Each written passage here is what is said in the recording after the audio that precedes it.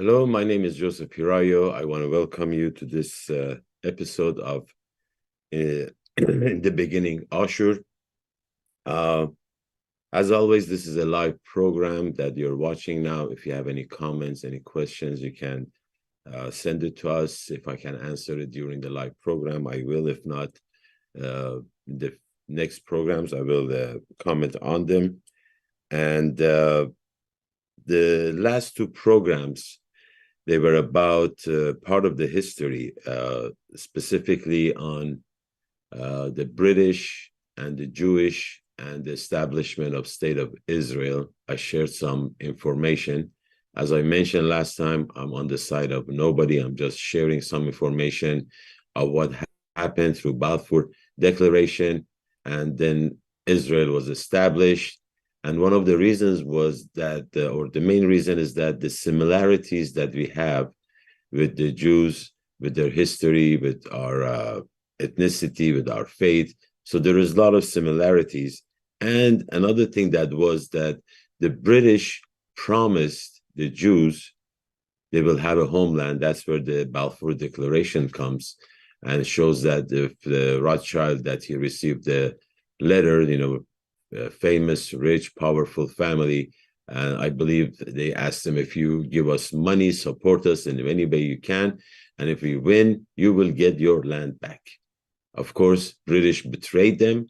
However, from 1917, that the declaration was made, until 1948, when the state of Israel was established, the Jews fought, and there's a process, there's a history. I don't want to get into it in this program, but I just wanted to show some similarities and the achievements that were made.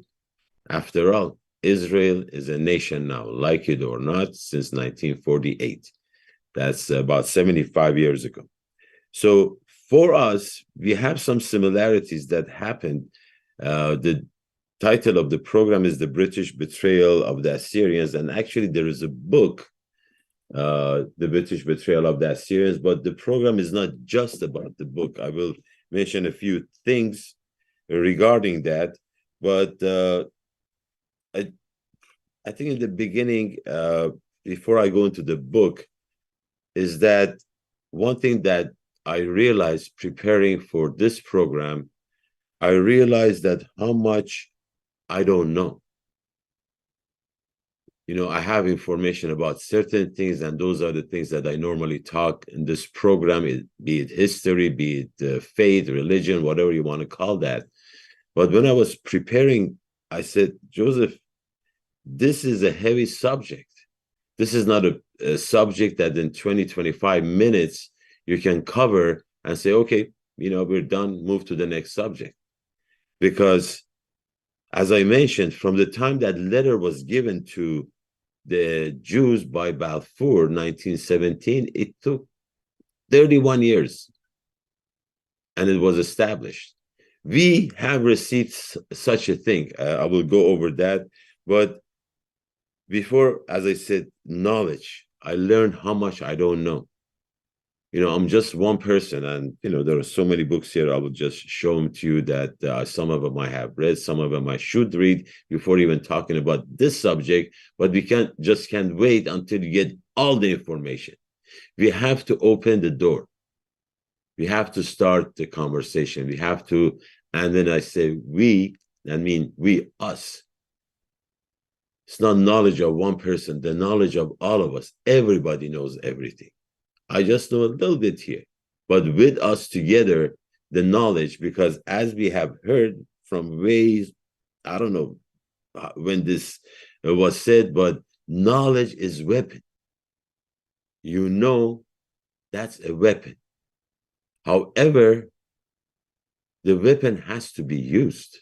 In this case, the knowledge is shared, and I hope some of you will add to what I'll be talking about today and in the next programs, that we can put more knowledge together. Then, after knowing, we need to take action.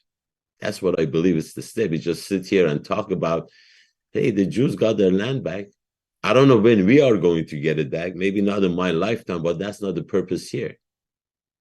One thing that we are lacking definitely, and nobody can argue about it, is the unity.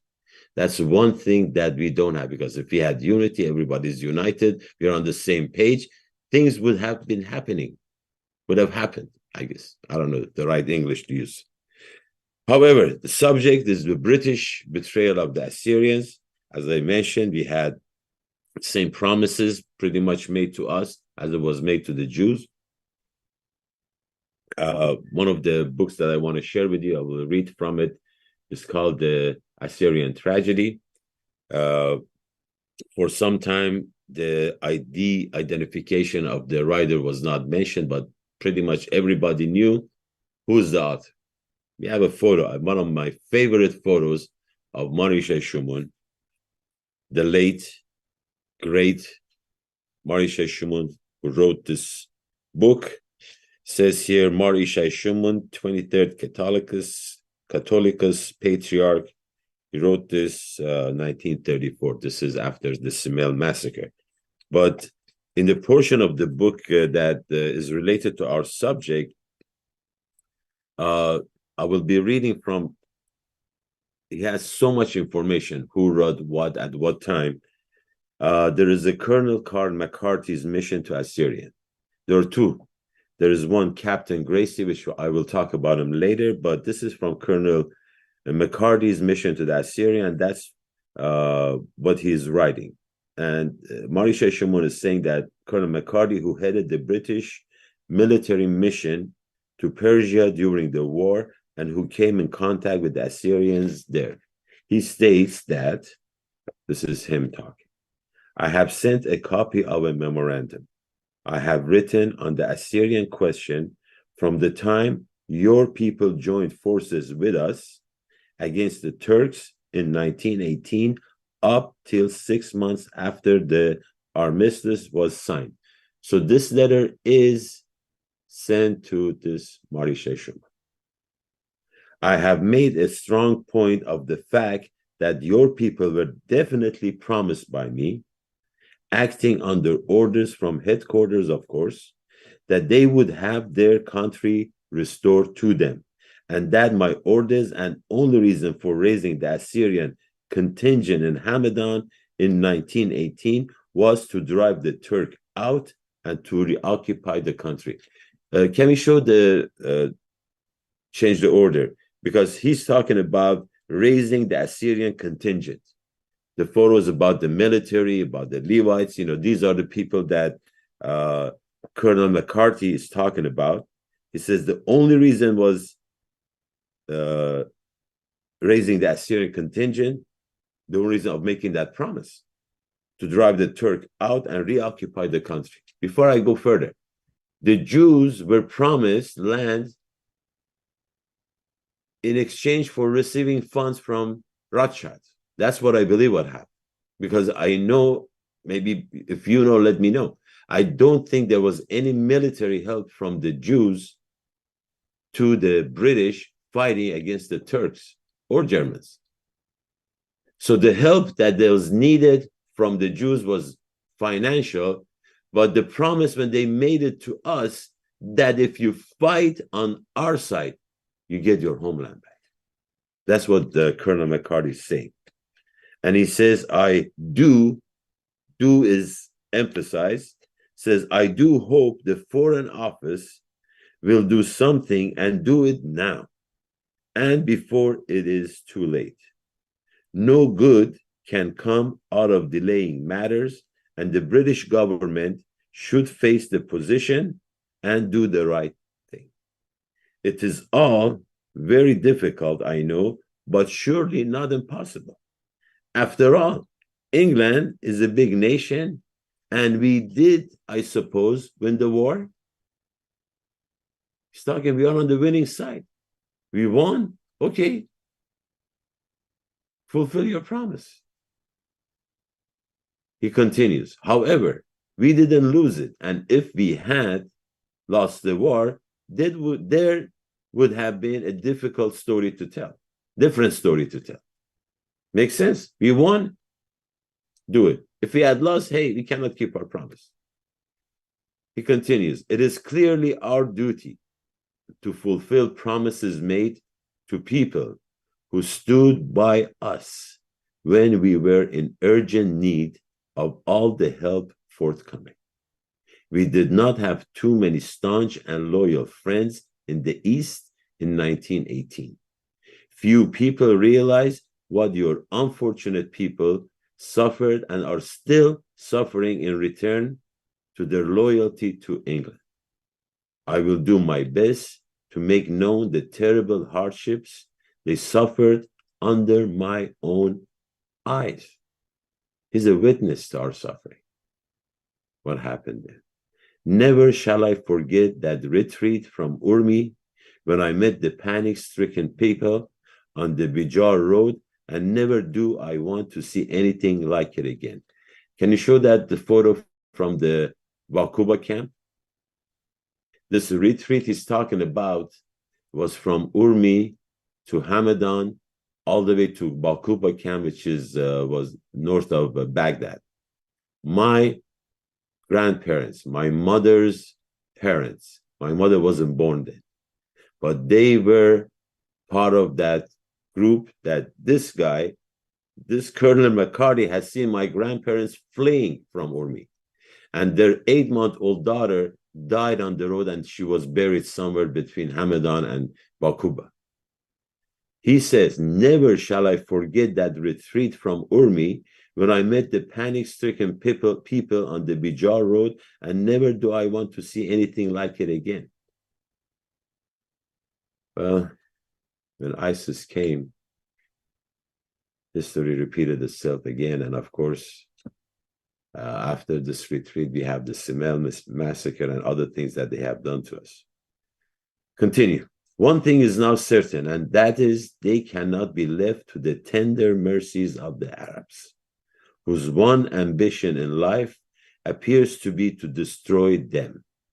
This, of course, was very obvious to anyone who cared to think long before the last trouble. This is Colonel McCarthy, that he's actually confessing on the promises that made. But the actual, the one that was, what they call it, directly had talked to our people is Captain Gracie. Marisha Shuman is writing, Captain Gracie is the British officer who promised the Assyrians their independence.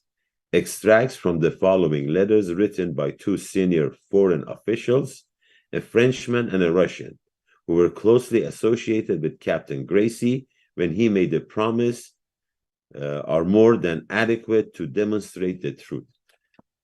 We have a photo of this guy. I don't like him for obvious reasons. But one thing is that at the time that he made the promises, he was Captain Gracie. And by the time that he died, he was General Sir Douglas Gracie. He achieved the level of general, and he's a sir. The king, whatever that it takes for these English to make somebody a sir. All right, we have 2 testimonies that Marisha Shuman is writing here. See, we don't, unless anybody knows out there of any actual Balfour type of a letter to some Rothschild that is written. If we have something like that in writing that was promise was made, I would love to show it. We'll share it, and that would be great to have that. But these are the 2 testimonies that Marisha Shuman has from the French and the Russian. First is the Russian. His name is Dr. Paul Kajol. And he's it's dated, he's from Bologna, if I'm saying it right, Bologna, dated 19 January 1934. And he's saying that to Marisha Shuman. In reply to your letter of 18 January 1934, I have precisely preserved as a souvenir the conferences to which you allude without, of course, being able to state the date. The conference was held in Urmi, December 1917, or early in January 1918. See the similarities. The Jews received their Balfour Declaration, early 1917. So it's very close dates. These guys promising everything. They're promising everybody everything. Oh yeah, you will have your. Oh yeah, no problem. Just send us money. No, fight for us. The conference was held in Urmi, December 17 or early in January 1918. I was invited to the conference in question and took part in it, as did Mr. Nikitin, the Russian vice consul in Urmi. Captain Gracie, who was acting under the orders of the intelligence service, came specially for the purpose from Van, his headquarters, to encourage the Assyrians to organize the resistance of the Turks. In the name of England, Balfour letter says the king and the parliament approves. Pretty much same thing. In the name of England, he undertook to furnish immediately funds necessary for the payment of the troops and non-commissioned officers. For the future, he promised the proclamation of the independence of the Assyrian people. Proclamation of the independence of the Assyrian people. It doesn't say specifically where or how much land, but independence of our people. There was going to be somewhere, either in the Hakkari Mountains, the Mosul area, something, somewhere. We were promised our independence. United States, 4th of July, independence from who? British. Celebrated. Independence. We don't have it. We were promised, but we don't have it. Then this guy signs it, Paul Cajol, and there's some French writings which I don't understand, but that's the letter that Maréchal Schumann is providing as proof. Then there is the other letter from Basile Nikitin, the consul. He's writing this in Georges Sand, Paris, January 31st, 1934. And he's saying, I certify that Captain Gracie, committed for Armenia and Kurdistan of the British military mission attached to the general staff of the Caucasian Army, came from Van at the end of the year 1917 and held in Urmi a special meeting of the Assyrian and foreign representatives and invited the Assyrian people to take up arms. He solemnly promised them financial and political assistance of his government, both during the war and after the final regulation of the peace. Requested by Captain Gracie, I attended the meeting in my capacity as Russian consul, and together with the other foreign representatives, I declared that if the Assyrians took up arms against the enemies, they could count after the war on making them obtain their independence, which they would have well merited. Basile Nikitin. I guess we can call that our Balfour Declaration. Promises were made. Our people fought. Now, the Levites, you see the photo, they have the rifles, they look great, but these people fought. That means they killed and they were killed. We gave blood not only by our people when from Urmi going to Hamadan to Bakuba, 90,000 left Urmi. 30,000 made it to Bakuba. 2/3. And on top of that, fighting for the British. Promises were not fulfilled. Okay. What are we going to do? Sit there and cry. As I mentioned, there's so much information out there. But one thing is that I remember this, I don't know how many of you know John Paul I. He was Pope for about 30 days. He died supposedly of heart attack, or some said he was assassinated by whoever it was. I read about his life story. He was a great man. And the one thing that is mentioned is that when a problem was presented to him, he would say, okay, put all the information down in front of him. Look at it. Check, recheck, okay, everything. Now, we know we have a problem, he would say. Now, we will think of a solution that would solve this problem and take action. So, we were promised the land. We were promised our independence, 1917. Right now it's 2023. So, Joseph, do you have a plan we get our land back? No, I don't. Because right now, that's not the problem. Not that that's not the problem, but that's not right now for us to think about getting our land back, because we have no unity, agreeing, we have all these different names. So what is this is from what I think. I mean, I would love to have put our brains together, as John Paul would say. Let's all sit down, think, put our brains together. I know someday, maybe not in my lifetime, even if I'd lived through 200-300 years, might not happen. I don't know, but that's not my problem. I know it will happen. See, every one of us has their own life. You know, for me, my faith gives me the strength that there someday will be Ashur in the same place that it was before, and it will be called Ashur. Not Atur, Syria, Assyria, or anything like that. This is where I come from. No, you don't have to come from the same starting point. But the unity is starting with our name, with our identity, because that's the one that is under attack. Syriacs, Chaldeans, Assyrian, Aramean, all these names that have been attached, trying to get us divided, not be able to unite. But that's, I think, the starting point is. You have other ideas. This is where this program is. Assyria TV is, as far as I'm concerned, from what I see, is the only true serious TV that we have. That all the ideas will be presented. Everything that you have, we will share here without being prejudiced about anything. 12 years going strong. That's why I'm here. I love these guys. And the door is open for every one of us to share all the information and come together.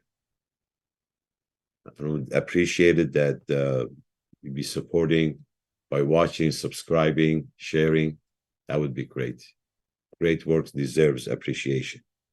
However, going back to our identity, as I mentioned, 1917, promise made, promises broken.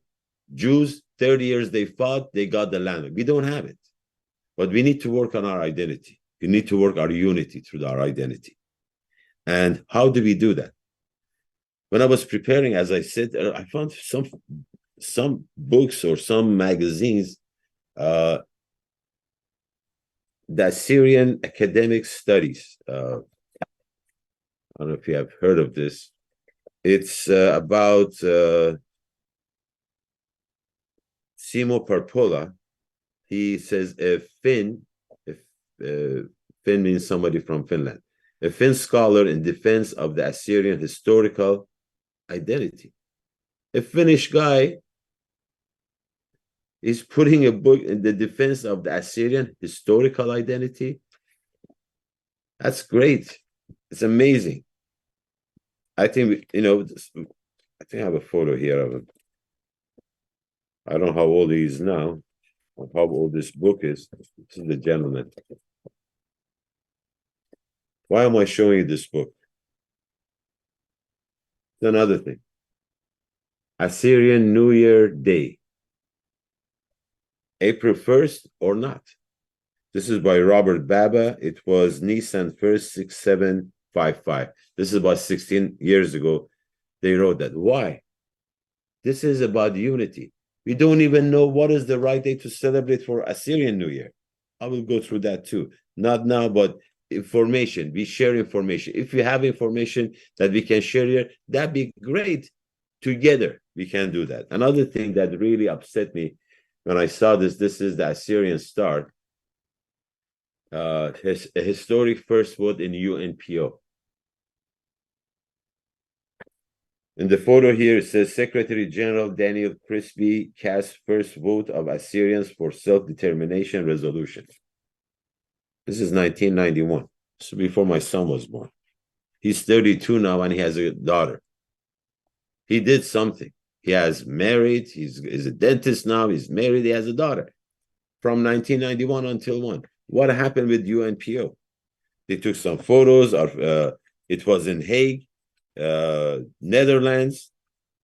Some other photos. Late Senator Numrod is in that photo. Just going over there. We have so much. It's like we start, stop, start, stop, start, stop. You know, it's like that parable that Jesus says about the seed in the what they call it, the stony dirt. The seed goes in, it gives a few flowers, but since there is no place for it to grow, it dies. Seems like every time we want to do something, we get excited. Yeah, nothing. UNPO, 1991. They were all excited. I know this gentleman, he lives in Sweden. I wish we would be able to have a conversation with him. He's an older, I don't know the capacity we can do that. A lot of people that are out there, a lot of history they have, would be great to be able to bring him here to share that with them.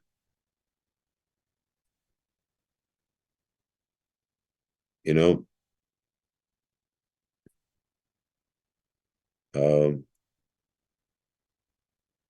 as a nation, I think there is one thing that will glue all of us, and the word is love. Now, love in English could mean so many things. Some years back, I heard somebody talking about the word love. And it says in the Greek language, there are 3 different words they use and a specific meaning. The first one is eros. That's where the word erotic comes, and it's not limited to physical satisfaction. It's just the kind of love that once it's satisfied, it's not there anymore. It's like a temporary. It's not something that you can rely your life or trust or anything with that kind of love, because it's just a short term. Oh, I love this car. I love the food. You eat it. You don't want to eat anymore. It's not a continuous love that you're going to be eating 24 hours or other things that, as I said, is related to maybe physical things. So eros is this kind of love. The second one that is used, the Greeks use for love, is phileo. Here in the United States, we have a city called Philadelphia. Phileo, city of brotherly love. You have heard that. Phileo love it's a mutual. You do something in exchange for something else. You know, I scratch your back, you scratch mine. You know, I did this for you. I want you to do this for me. So this is the kind of love that phileo is. There is expectation from one side or the other. So there are 2 parties involved in this. So we have eros, we have phileo. Third one is agape or agapeo. It's called the unconditional love. Unconditional love. Love that, if you want to compare, is the love of parents to their children. It's unconditional. Sometimes I joke with my kids, and when they were younger, I would tell them, hey, there is a limit to this unconditional love, so behave, guys. But agape is unconditional. Now, when we take that kind of a love and apply it to our nation, unconditional, what does that mean? We don't look at each other the way that sometimes you get into arguments. You know, oh, this is your faith. I don't believe in God. You don't believe in God. Having same purpose. Now, agape, one thing that I looked at, unconditional love, I think, has 3 parts: trust, respect, loyalty. And since it's a one-way love, it's unconditional, there is no condition.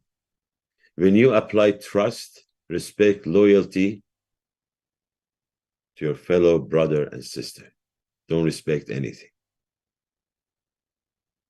Imagine if we can achieve that without the fear of being backstabbed or disrespected or not trusted. Imagine. Now, how can you achieve that?